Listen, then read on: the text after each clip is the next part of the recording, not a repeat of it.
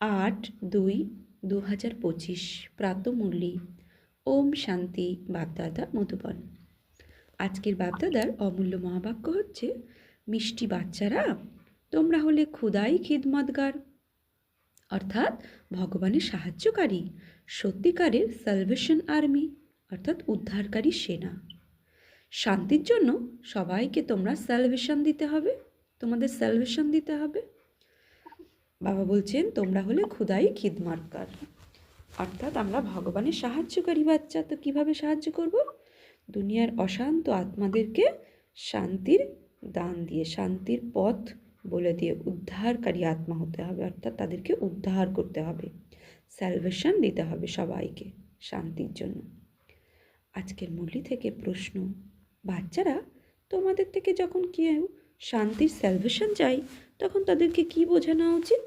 তো বাবা প্রথমে বলল স্যালভেশন দিতে হবে শান্তির জন্য। তারপরে বাবা বলছেন কিভাবে দেবে, কিভাবে বোঝানো উচিত শান্তির স্যালভেশন যারা চাই। উত্তরে বাবা বলছেন, তাদেরকে বলো, বাবা বলেন, তোমাদের কি এখন এখানেই শান্তি চাই? এটা তো শান্তিধাম নয়। শান্তি তো শান্তিধামেই হয়ে থাকে, যাকে মূল বাতানো বলা হয়। তো পরম ধাম চন্দ্র সূর্য গ্রহ নক্ষত্র পার করে পরম ধামের যে ঠিকানা, সেটা বাবা স্বয়ং এসে আমাদের বুঝিয়েছেন। তাই দুনিয়ার মানুষ তো জানেই না যে পরম ধামে পরম শান্তি বিরাজ করছে, তো তার পথ বলে দিতে হবে। তাই বাবা বলছেন যে এখানে তো শান্তি নেই, শান্তি তো শান্তিধামে, অর্থাৎ মূল বাতানে।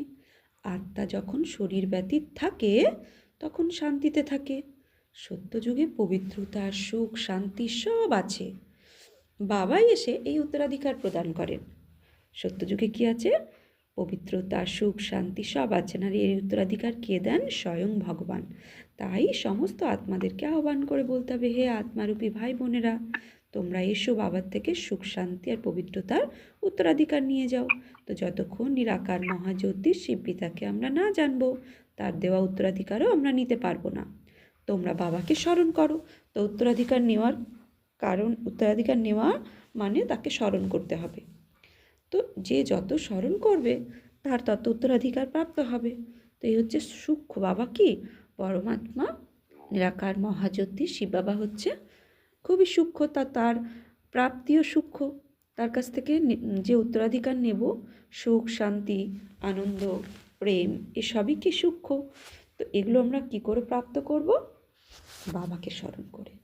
আচ্ছা, ওম শান্তি। আর তাদের বাবা বসে আত্মারূপী বাচ্চাদের বোঝাচ্ছেন, প্রত্যেক মানুষ মাত্রই এটা জানে যে আমার মধ্যে আত্মা আছে। জীবাত্মা বলা হয়, তাই না? প্রথমে আমি হলাম আত্মা, পরে শরীর প্রাপ্ত হয়। কেউই নিজের আত্মাকে দেখেনি, শুধু এটাই বোঝে যে আমি হলাম আত্মা। যেরকম আত্মাকে জানা যায় কিন্তু দেখা যায় না, সেরকম পরমপিতা পরমাত্মার জন্য বলা হয় পরমাত্মা মানে পরমাত্মা, কিন্তু তাকে দেখা যায় না, তাকে অনুভবের নেত্র দিয়ে দেখা যায়। যা নিজেকে আর না বাবাকে দেখা যায়, অর্থাৎ আমি আত্মা, এটাও অনুভবের নেত্র দিয়ে আমি বুঝতে পারবো, জানতে পারবো। আর তার পিতা, আত্মার জন্মদাতা পিতা পরমাত্মা, তাকেও আমরা অনুভবের নেত্র দিয়ে জানতে পারবো।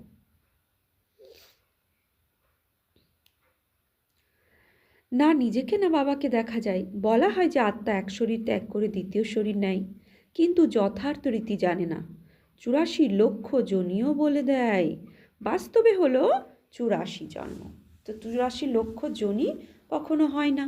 তো 84 জন্ম অর্থাৎ সত্যতে 8 জন্ম, ত্রেতাতে 12 জন্ম, দাপরে 21 জন্ম, কলিতে 42 জন্ম, আর বর্তমানে 1 জন্ম, ব্রাহ্মণ জন্ম। তো এই হচ্ছে 84টা জন্ম আমাদের, 84 লক্ষ জনি নয়। কিন্তু এটাও জানে না যে কোন আত্মা কতবার জন্মগ্রহণ করেছে। আত্মাই বাবাকে আহ্বান করে, কিন্তু না তাকে দেখেছে আর না তাকে যথার্থ রীতি জানে। প্রথমে তো আত্মাকে যথার্থ রীতি জানতে হবে, তবে তো বাবাকে জানতে পারবে। নিজেকেই জানে না তো বোঝাবে কে? একেই বলা হয় আত্মবোধ হওয়া। এটা তো বাবা ছাড়া আর কেউ করাতে পারবে না। আত্মা কি আছে? কেমন আছে? কোথা থেকে আত্মা ছোট আত্মার মধ্যে না, কোথা থেকে আত্মা এসেছে, কিভাবে জন্ম নেয়, কিভাবে এই ছোট আত্মার মধ্যে 84 জন্মের পাঠ আছে, এটা কেউই জানে না। নিজেকেও না জানার কারণে বাবাকে জানতে পারে না। তো খুদ কো না জাননে কে কারণ খুদা তক পৌঁছ নাই পাতা হে, একটা কথা আছে। তো খুদ অর্থাৎ আমি কে, আত্মা বোধ না হওয়া পর্যন্ত পরমাত্মা বোধ হওয়া সম্ভব নয়। তাই প্রথমে আত্মা। তো যজ্ঞের শুরুতে প্রথমে ব্রহ্মা বাবা কি প্র্যাকটিস করতো, দুই ভ্রুয়ের মাঝে আমি আত্মা, এই প্র্যাকটিস করেছে। আর আমার আত্মা থেকে সমস্ত শক্তির কিরণ সমস্ত আত্মার কাছে পৌঁছে যাচ্ছে। আত্মা হয়ে দুই ভ্রুয়ের সিংহাসনে বসে অন্যান্য আত্মাদেরকে আহ্বান করেছে। তাই তো বিশ্বের বুকে এত আত্মাদের সেবা হয়েছে, তাই না? ব্রহ্মা বাবা কোথাও ছুটে ছুটে তো যাননি। তো প্রথম প্র্যাকটিস কি, আমি আত্মা, এটাকেই সবাই জানে না।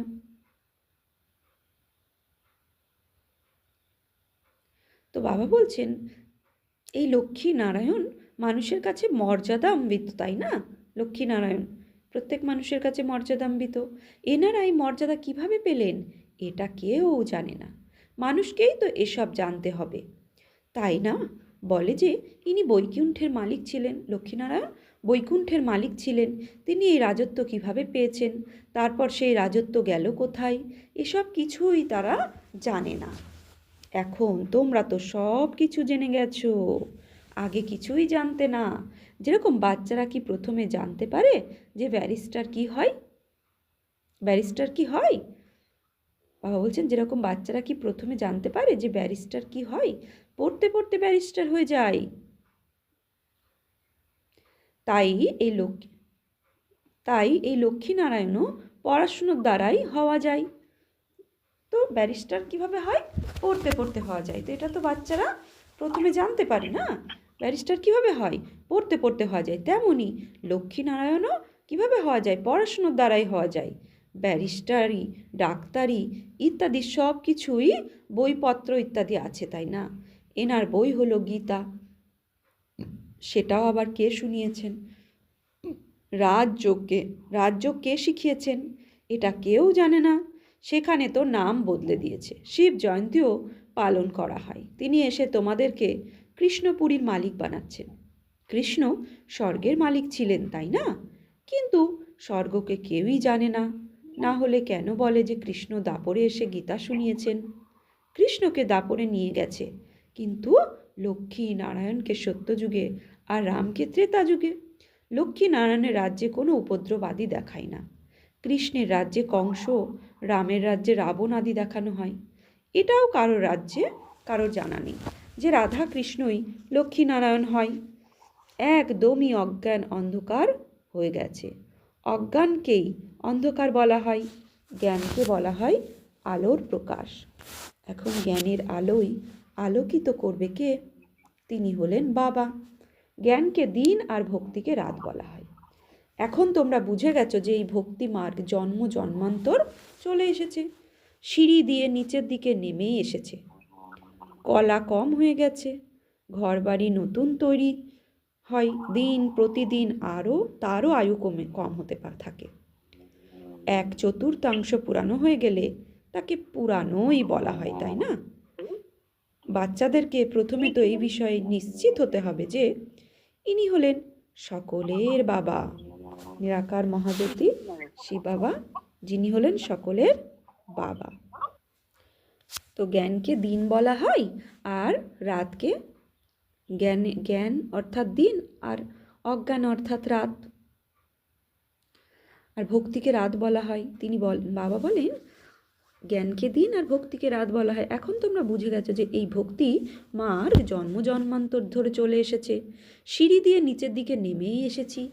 কলা কম হয়ে গেছে, ঘর বাড়ি নতুন তৈরি হয়, দিন প্রতিদিন আরও আয়ু কম হতে থাকে।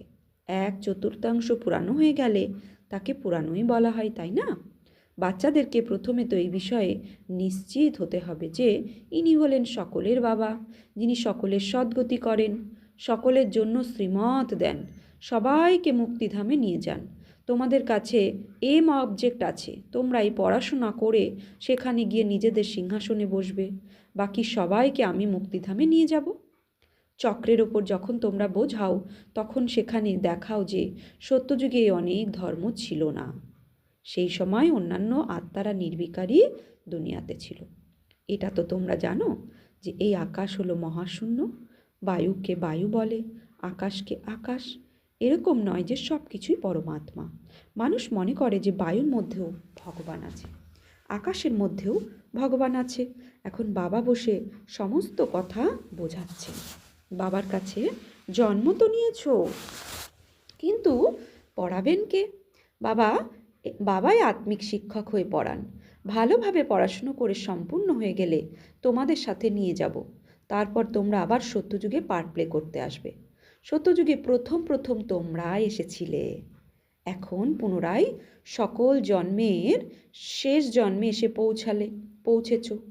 পুনরায় প্রথমে আসবে। এখন বাবা বলছেন দৌড়ের প্রতিযোগিতা করো, সঠিক রীতিতে বাবাকে স্মরণ করো, অন্যদেরকেও পড়াতে হবে, না হলে এত সবাইকে পড়াবে কে? বাবার সহায়তা অবশ্যই করতে হবে। বাবা কি বলছেন? অন্যদেরকেও পড়াতে হবে, সঠিক রীতিতে বাবাকে স্মরণ করো, নিজে পড়ে আবার অন্যদেরকেও পড়াতে হবে, না হলে এত সবাইকে পড়াবে কে? শুধু তো বাবা পড়াবেন না, বা এক নিমিত টিচার তো পড়াবেন না, দুনিয়ার সমস্ত মানুষ অজ্ঞানী। তো নিজে পড়ে সঠিক রীতিতে বাবাকে স্মরণ করে অন্যদের পড়াতে হবে। বাবার সহায়তা অবশ্যই করতে হবে, তাই না? খোদাই খিদমতগার নামও আছে, ইংরাজিতে বলা হয় স্যালভেশন আর্মি। কিসের স্যালভেশন? মুক্তি চাই? সবাই বলে যে শান্তির স্যালভেশন চাই। বাকি তারা তো কোনো শান্তির স্যালভেশন দিতে পারে না। দুনিয়ার যারা আছে ঋষি মহাত্মা, গুরু, তারা তো শান্তির স্যালভেশন দিতে পারে না। যারা শান্তির জন্য মুক্তি প্রার্থনা করে তাদেরকে বলো যে বাবা বলেন তোমাদের এখন এখানেই কি শান্তি চাই? এটা তো শান্তিধাম নয়। তাদেরকে বলো যে এখানেই শান্তি চাই, এখানে শান্তি কি করে পাবে? এটা তো শান্তিধাম নয়। শান্তি তো শান্তিধামেই হয়ে থাকে। তো যখন আমরা শান্তিধামের পথ তাদেরকে বলে দেবো, এই শরীর ছেড়ে দুই ভ্রুয়ের মাঝে নিজেকে আত্মা নিশ্চয় করে এই পৃথিবীকে সূক্ষ্ম মন বুদ্ধির দ্বারা পরিত্যাগ করে চন্দ্র সূর্য গ্রহ নক্ষত্র পার করে আমরা পরমধামে যাত্রা করে সেখানে শান্তির অনুভব করে আসি, তাই না? তো এই প্র্যাকটিস করতে করতে একটা টাইম আমরা সম্পূর্ণতা প্রাপ্ত হলে শান্তিধামে তখন চলে যাব। তাই এখানে বসে শান্তি তো অনুভব করা যাবে না। তাই তাদেরকে বোঝাও এটা তো শান্তিধাম নয়, শান্তি তো শান্তিধামেই হয়ে থাকে, যাকে মূল বাতানো বলা হয়। আত্মা যখন শরীর ব্যতীত থাকে তখন শান্তিতে থাকে। সত্যযুগে পবিত্রতা, সুখ, শান্তি সব আছে। বাবাই এসে এই উত্তরাধিকার প্রদান করেন। তোমাদের কাছেও এই সমস্ত জ্ঞানের কথা বোঝানোর জন্য অনেক যুক্তি চাই। প্রদর্শনীতে যদি আমি দাঁড়িয়ে সকলের বোঝানো শুনি তখন অনেকের ভুল বেরিয়ে আসবে, কেননা বোঝানোর জন্য ক্রমে নম্বরের ক্রম চাই, তাই না? যদি সবাই একরস হতো তো ব্রাহ্মণী এরকম কেন লেখে যে অমুক ব্যক্তি এসে ভাষণ করুক? আরে তোমরাও তো ব্রাহ্মণ, তাই না? বাবা অমুক আত্মা আমার থেকেও দক্ষ আছে। দক্ষ আত্মার দ্বারাই মানুষ নিজের অবস্থাকে বুঝতে পারে। নম্বরের ক্রম তো আছে, তাই না? যখন পরীক্ষার ফলাফল বেরোবে তখন পুনরায় তোমাদের সাক্ষাৎকার হবে। তখন উপলব্ধি করবে যে আমি তো শ্রীমতে চলিনি। বাবা বলেন যে কোনো রূপ বিকর্ম করো না, কোনো দেহধারীর সাথে সম্পর্ক রেখো না। এটা তো পঞ্চতত্ত্ব দিয়ে তৈরি শরীর আছে, তাই না? পঞ্চতত্ত্বকে কি পূজা করতে হয় নাকি স্মরণ করতে হয়?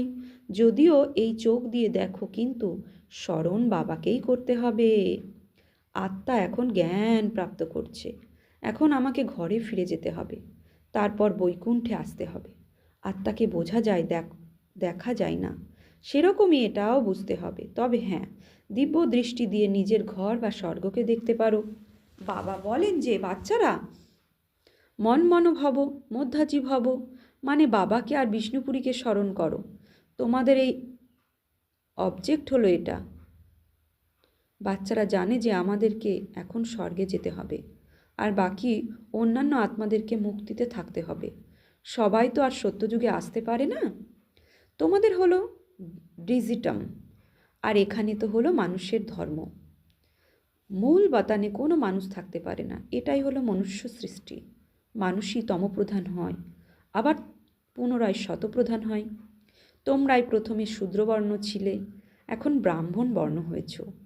এই বর্ণ কেবলমাত্র ভারতবাসীদেরই আছে, অন্য কোনো ধর্মকে এরকম বলা হয় না যে ব্রাহ্মণ বংশী সূর্যবংশী। এই সময় সবাই শূদ্রবংশী বর্ণ হয়ে গেছে, জরা জীর্ণ অবস্থা হয়ে গেছে। তোমরা পুরনো হয়ে গেছো, তাই সমগ্র ঝাড় জরাজীর্ণ তমপ্রধান হয়ে গেছে। তারপর সমগ্র বৃক্ষের সকল আত্মারা একসাথেই তো আর শতপ্রধান হয়ে যায় না। শতপ্রধান নতুন বৃক্ষে কেবলমাত্র দেবী দেবতা ধর্মের আত্মারাই আসে। পুনরায় তোমরাই সূর্যবংশী থেকে চন্দ্রবংশী হয়ে যাও। পুনর্জন্ম তো নিতেই হয়, তাই না? তারপর ক্রম অনুসারে বৈশ্য শূদ্রবংশী, এই সমস্ত কথা হলো নতুন। জ্ঞানের সাগর এখন আমাদের পড়াচ্ছেন, তিনি হলেন পতিত পাবন। তো জ্ঞানের সাগর বলতে বুদ্ধিতে মহাজ্যোতি শিব বাবা নিরাকার, সেই জ্ঞানের সাগরকে নিয়ে এসো।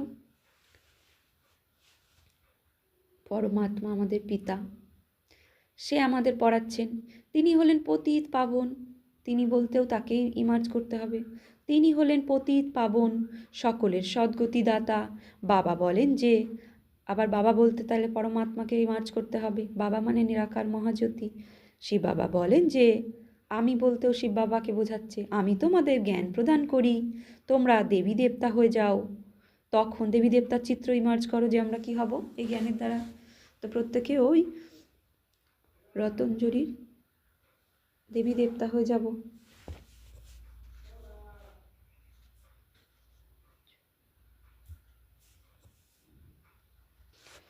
তো বাবা বলছেন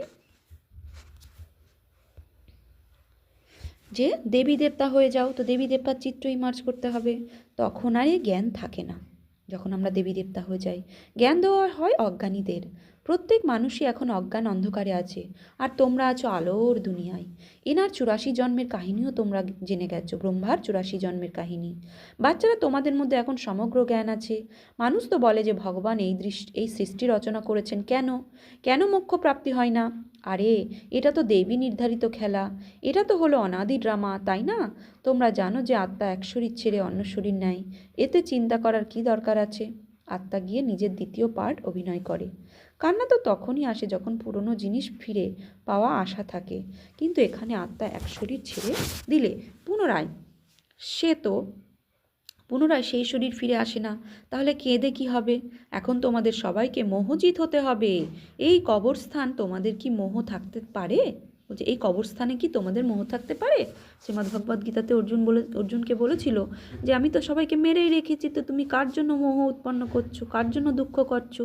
তো বাবা বলছে, এ তো কবরস্থান হয়ে যাবে, তো এর জন্য কেউ মোহ করে? এখানে তো কেবল দুঃখই দুঃখ। আজ বাচ্চা আছে, কাল বাচ্চাও এরকম হয়ে যায়, যে বাবার পাগড়ি খুলে নিতেও দেরি করে না, নিন্দা করতেও দেরি করে না। আজ বাচ্চা, কাল নিন্দা করবে সেই বাবার সাথেও লড়াই ঝগড়া করে। এই জন্য একে বলা হয় অনাথের দুনিয়া। তাদেরকে শিক্ষা দেওয়ার জন্য কোনো গুরু বা শিক্ষক নেই, তাই না? তো সে দুঃখী অনাথ বলেই তো বাবার সাথে ঝগড়া করে, বাবার পাগড়ি খুলে নেয়, নিন্দা করে বাবার। তো অনাথের দুনিয়া। তো বাবা বোঝাচ্ছেন, বাবা যখন এরকম অবস্থাকে দেখেন তখন সবাইকে জ্ঞানী করতে আসেন। বাবা এসে সবার মধ্যে জ্ঞানের আলো প্রজ্বলিত করেন। এখানে যেমন প্রধান বিচারক এসে সমস্ত ঝগড়া মিটিয়ে দেয়, সত্যযুগে কোনো ঝগড়াঝাটি হয় না। সমগ্র দুনিয়ার ঝগড়া মিটে গেলে তারপর জয় জয়কার হয়। এখানে সিংহভাগ হলো মাতারা, এনাদেরকেই মানে ব্রহ্মাকুমারীতে সিংহভাগ হলো মাতারা, এনাদেরকে দাসীও মনে করা হয় মাতাদেরকে। বিবাহের সময় তোমাদের বলে দেওয়া হয় যে তোমাদের পতি হলো ঈশ্বর, গুরু আদি সব কিছু। প্রথমে মিস্টার, তারপর মিসেজ। এখন বাবা এসে তোমাদেরকে মাতাদেরকে আগে রাখেন। বাবা বলছেন এখন বাবা এসেন তোমাদের মাতাদেরকে আগে রাখেন। যা, তো বাবা বলছেন তোমাদের উপরে কেউ বিজয় পেতে পারে না। বাবা তোমাদের এখন সমস্ত নিয়ম কায়দা শেখাচ্ছেন। মোহজিৎ রাজার এক কাহিনী আছে, সেইগুলো হলো গল্পকথা। সত্যযুগে কখনো অকালে মৃত্যু আদি হয় না। নির্দিষ্ট সময় এক শরীর ছেড়ে দিয়ে দ্বিতীয় শরীর ধারণ করে সাক্ষাৎকার হয়। এখন এই শরীর বৃদ্ধ হয়ে গেছে, পুনরায় নতুন নিতে হবে। সেখানে গিয়ে ছোট বাচ্চা হতে হবে, এই খুশিতে শরীর ছেড়ে দেয়। এখানে তো দেখো যতই বৃদ্ধ হোক, রোগী হোক, আর এটাও বোঝে যে যদি এই শরীর থেকে মুক্ত হয়ে যায় তো ভালোই হয়, তবুও মৃত্যুর সময় অবশ্যই কাঁদে। বাবা বলেন যে এখন তোমরা এমন এক জায়গায় যাচ্ছ যেখানে ক্রন্দন করার কোনো নামই নেই, সেখানে তো শুধু খুশি আর খুশি। তোমাদের সর্বদা অসীম জগতের অসীম খুশিতে থাকতে হবে। আরে আমরা বিশ্বের মালিক হতে চলেছি। ভারত সমগ্র বিশ্বের মালিক ছিল, এখন টুকরো টুকরো হয়ে গেছে। তোমরাই পূজ্য দেবতা ছিলে, পুনরায় পূজারী হয়ে গেছো। ভগবান কি আর নিজেই পূজ্য আবার নিজেই পূজারী হতে পারেন? আরে যদি তিনি পূজারী হয়ে যান তাহলে তোমাদের পূজ্য কে বানাবে? বোঝার মতো বিষয়, এর উপর চিন্তন করতে হবে। ড্রামাতে বাবার পার্ট আলাদা আছে। জ্ঞানের সাগর হলেন এক, সেই একজনেরই মহিমা আছে। যখন তিনি জ্ঞানের সাগর আছেন তখন কখন এসে জ্ঞান দেবেন যার দ্বারা আমাদের সদ্গতি হয়? এখানে অবশ্যই আসতে হয়। প্রথমে তো বুদ্ধিতে এটা ধারণ করতে হবে। আমাদেরকে কে পড়াচ্ছেন? ত্রিমূর্তি সৃষ্টিচক্র আর কল্পবৃক্ষের ঝাড়, যেটা হলো মুখ্য চিত্র। কল্পবৃক্ষকে দেখলেই তাড়াতাড়ি বুঝে যাবে যে আমরা হলাম অমুক ধর্মের। আমরা তো সত্যযুগে আসতে পারবো না। এই সৃষ্টিচক্রের চিত্র তো অনেক বড় হওয়া দরকার, সব কিছুই যেন সেখানে লেখা থাকে। শিব বাবা ব্রহ্মার দ্বারা দেবতা ধর্ম অর্থাৎ নতুন ধর্ম স্থাপন করছেন। শঙ্করের দ্বারা পুনরায় বিনাশ হবে, পুনরায় বিষ্ণুর দ্বারা নতুন দুনিয়ার পালনা করেন। এটাই সিদ্ধ হয়ে যায় তো ব্রহ্মা বিষ্ণু শঙ্কর।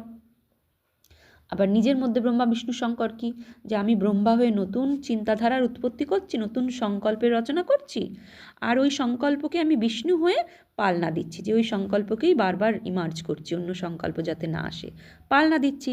আর শঙ্কর হয়ে আমার নেগেটিভ আর ব্যর্থ চিন্তাভাবনার বিনাশ করছি। তাহলে আমিও কি হলাম? মাস্টার ব্রহ্মা বিষ্ণু শঙ্কর হলাম না? তবে তো আমি বিষ্ণু চতুর্ভুজ রূপে সামনে প্রত্যক্ষতা হব। যখন ব্রহ্মা বিষ্ণু শঙ্কর হব, মানে ব্রহ্মা হয়ে নতুন চিন্তাভাবনা তৈরি করব, বিষ্ণু হয়ে চিন্তাভাবনাকে পালনা করব, আর শঙ্কর হয়ে নেগেটিভ আর ব্যর্থ চিন্তাকে বিনাশ করব। তো বাবা বলছেন ব্রহ্মা থেকে বিষ্ণু, বিষ্ণু থেকে ব্রহ্মা, দুজনেরই কানেকশান আছে, তাই না? ব্রহ্মা সরস্বতী সত্যযুগে লক্ষ্মীনারায়ণ হন। উন্নতি কলা এক জন্ম ধরে হয়, আর অবনতি কলা 84 জন্ম সময় লাগে। এখন বাবা বলছেন যে সেই সকল শাস্ত্র আদি সত্যযুগে আছে। বাবা বলছেন সেই সব শাস্ত্র আদি সত্য আছে নাকি আমি সত্য আছি? বলছে শাস্ত্র সত্য না আমি পরমাত্মা সত্য? সত্যিকারের সত্যনারায়ণের কথা তো আমিই শোনাই। এখন তোমাদের নিশ্চয়ই আছে যে সত্য বাবার দ্বারা আমরা নর থেকে নারায়ণ হচ্ছি। প্রথম মুখ্য কথা হলো যে একজন মানুষকেই একসাথে কখনো বাবা, শিক্ষক এবং গুরু বলা যায় না। গুরুকে কখনো বাবা, টিচার বলে কি?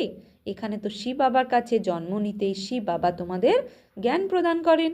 তাহলে একদিকে পিতা হলেন, জন্ম আর জ্ঞান প্রদান করে আমাদের গুরু হয়ে গেলেন, তারপর সাথে করে নিয়েও যাবেন, অর্থাৎ সদ্গতিদাতা হলেন। তাহলে টিচারও হলেন, টিচার আমাদের কি পড়াচ্ছেন, তাহলে তিন রূপে ও পিতা আমাদের। তো মানুষ তো একই এরকম হতে পারে না যাকে একসাথে বাবা, শিক্ষক, গুরু বলা হয়। একমাত্র শিব বাবাই আমাদের বাবা, শিক্ষক, গুরু। এখানে তো এক বাবাই আছেন, তাকেই বলা হয় সুপ্রিম ফাদার। লৌকিক বাবাকে কখনো সুপ্রিম ফাদার বলা যায় না। সবাই তো তাকে স্মরণ করে, তিনি তো হলেন বাবাই। দুঃখ হলো সবাই তাকে স্মরণ করে, দুঃখ হলেই, যখনই দুঃখ হয় তখনই তাকে স্মরণ করে, সুখের সময় কেউ করে না। তাই সেই বাবাই এসে আমাদেরকে স্বর্গের মালিক বানাচ্ছেন।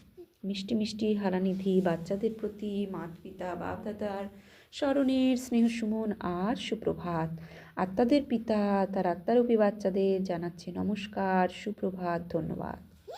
আমরা আত্মারূপী বাচ্চারা আত্মারূপী বাপ দাদাকে জানাচ্ছি নমস্কার, সুপ্রভাত, ধন্যবাদ।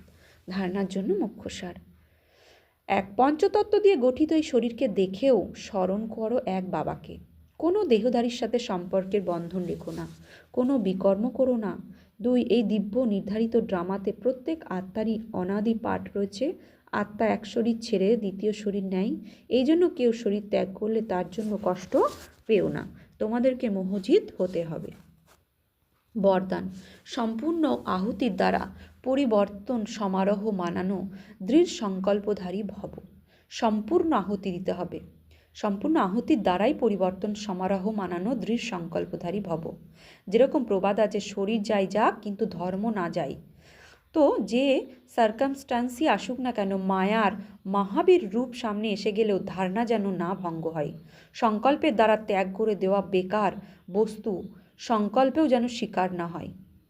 সদা নিজের শ্রেষ্ঠ সমান, শ্রেষ্ঠ স্মৃতি আর শ্রেষ্ঠ জীবনের সমর্থী স্বরূপ দ্বারা শ্রেষ্ঠ পাঠধারী হয়ে শ্রেষ্ঠতার খেলা করতে থাকো।